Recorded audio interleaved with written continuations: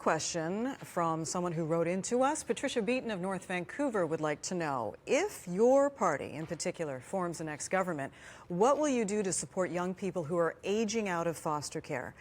Christy Clark starts this one, followed by Mr. Weaver and then Mr. Horgan. Thanks for the question, Patricia.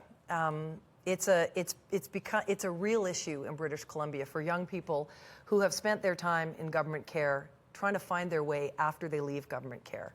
And you know, the fact is, government doesn't make the best parent.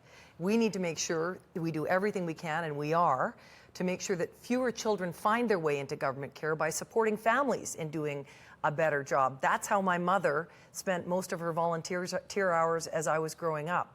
But if we can't, and we recognize we can't do that for everyone, we need to support children who are in care, especially as they are aging out. So we've extended the amount of time over which we can continue to support children who are in care after they age out, and make sure that we are supporting them along the way in finding their path, which is sometimes a really difficult one. We need to stop you there in the interest of time, Ms. Clark. And to you, Mr. Weaver, your response. Well, thank you for the question.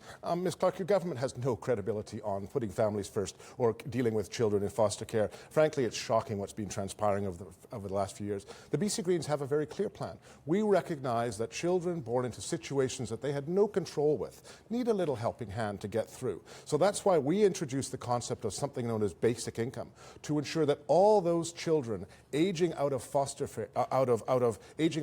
care will have access to basic income, which will ensure that they get off to a good start. It's a great investment in our youth of today to ensure that we're not dealing with problems tomorrow. That's why our whole approach is to actually invest in prevention, give people a fighting chance so that we're not dealing with problems in a reactive way, which both these other parties will do. Mr. Horgan, you have an opportunity to respond to the question from Patricia. Thank you very much, and thank you for the question, Patricia. Alex Gervais and Carly Fraser took their own lives because they were fearful of what their life would look like when they aged out of care. I think that's the critical issue that we need to focus on here. Young people are not getting the supports they need. When the state is responsible, when the state is the parent, we have a fundamental obligation, all of us, to make sure those children are getting the best care possible and bridged into their adulthood if required.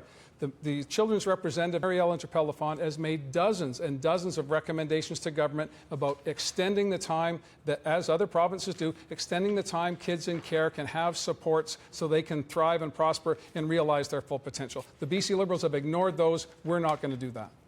Thank you, Mr. Horgan. Our next question comes from